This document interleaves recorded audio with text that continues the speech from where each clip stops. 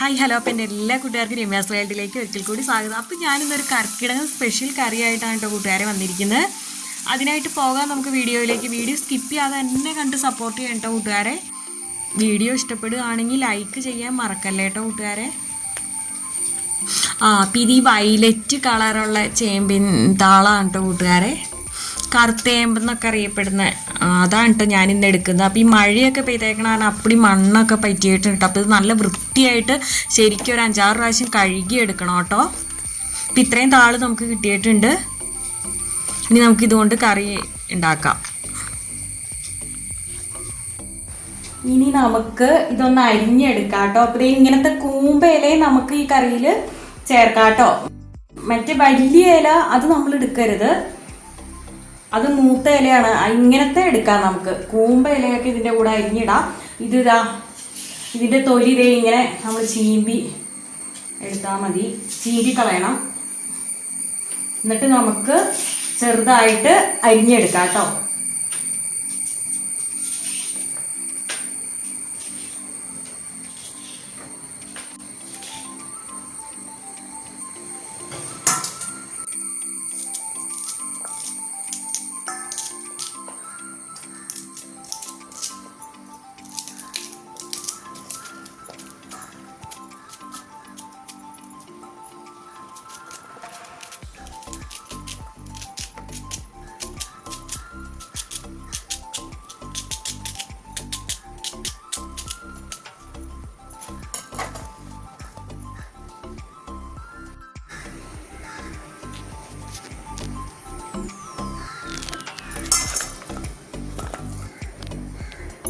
അപ്പോൾ ഇതാ ഞാൻ ഇവിടെ അരിഞ്ഞെടുത്തിട്ടുണ്ട്. അപ്പോൾ കൂട്ടുകാർക്ക് എങ്ങനെ വേണമെങ്കിലും ഇത് അരിഞ്ഞെടുക്കാം കേട്ടോ. അപ്പോൾ ഞാനിങ്ങനെ ചെറുതായിട്ട് വട്ടത്തിൽ അരിഞ്ഞെടുത്തിട്ടുണ്ട്.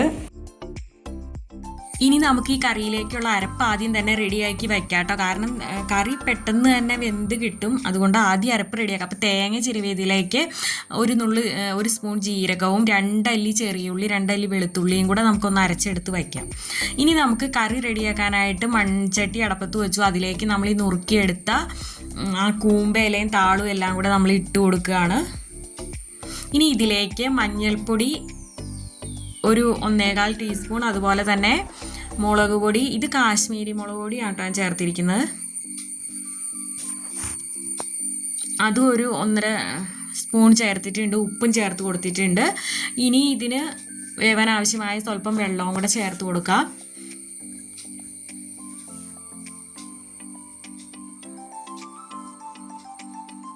ഒത്തിരി ആരോഗ്യ ഗുണങ്ങളുണ്ട് കേട്ടോ ഈ താളിന്. ഇതിൽ ഒത്തിരി നാരുകൾ അടങ്ങിയിട്ടുള്ളത് കാരണം ഇത് നമ്മുടെ ശരീരത്തിന് ഒത്തിരി നല്ലതാണ്. അതുപോലെ തന്നെ ഷുഗറൊക്കെ കൺട്രോൾ ചെയ്ത് നിർത്താനൊക്കെ ഇതിന് നല്ല കഴിവുണ്ട്. അതുപോലെ തന്നെ കൊളസ്ട്രോൾ കുറയാനും ഒക്കെ ഈ താള് കറി വെച്ച് കഴിക്കുന്നത് നല്ലതാണ്. പ്രത്യേകിച്ച് നമുക്കിപ്പോൾ ഈ കർക്കിടകത്തിലൊക്കെ മഴയൊക്കെ ഉള്ള സമയത്ത് ധാരാളമായിട്ട് ഇത് കിട്ടും.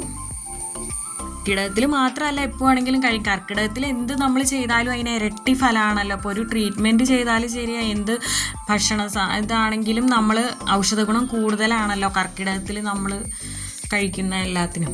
ഇപ്പം ഞാൻ തൈര് ജസ്റ്റ് ഒന്ന് ഉടച്ചെടുത്ത് വെച്ചിട്ട് ഇപ്പം ഇത് തിളച്ച് വന്നിട്ടുണ്ട്. സ്വല്പവും കൂടി ഒന്ന് ആവട്ടെ കേട്ടോ. പെട്ടെന്ന് തന്നെ ഇത് വെന്ത് കിട്ടും. ഇപ്പം തന്നെ ആവും. അധികം വേവൊന്നുമില്ല, താളല്ലേ.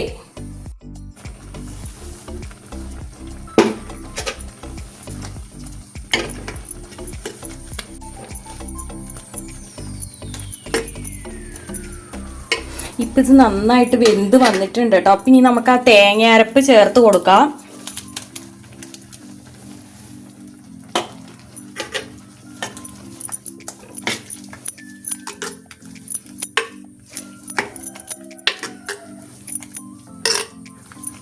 ഇനി ഇതൊന്ന് മിക്സായി ഒന്ന് വെന്ത് വരണം. ആ പച്ച ചൊവയെല്ലാം പോയി ഒന്ന് ആ തേങ്ങയും താളും എല്ലാം ഒന്ന് മിക്സായി വരണം.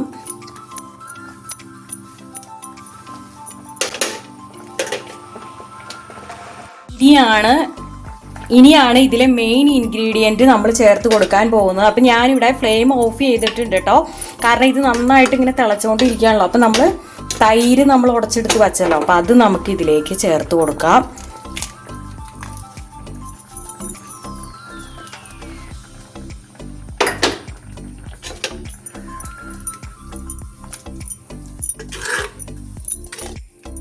ഇനിയിപ്പോൾ അധികം തിളയ്ക്കേണ്ട ആവശ്യമൊന്നുമില്ല കേട്ടോ, ജസ്റ്റ് ഒന്ന് മിക്സായി വന്നാൽ മതി.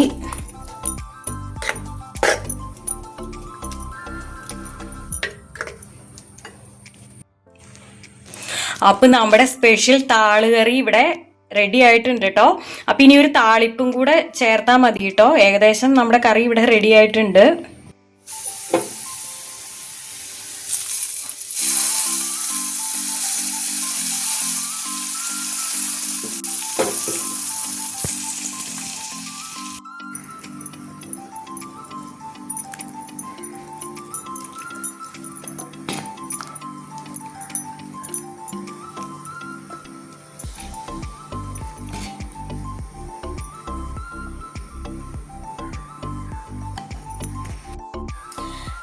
അപ്പം എൻ്റെ എല്ലാ കൂട്ടുകാരും ഉറപ്പായിട്ടും ഈ കർക്കിടകത്തിൽ ഈ ഒരു താളുകറി ഉണ്ടാക്കി നോക്കണം കേട്ടോ.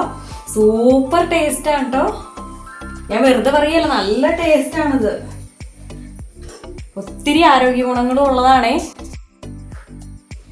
അപ്പം ഇനി അടുത്ത ഒരു നല്ലൊരു വീഡിയോ ആയിട്ട് വരുന്നത് വരെ thanks for watching. Okay, Tata, bye bye.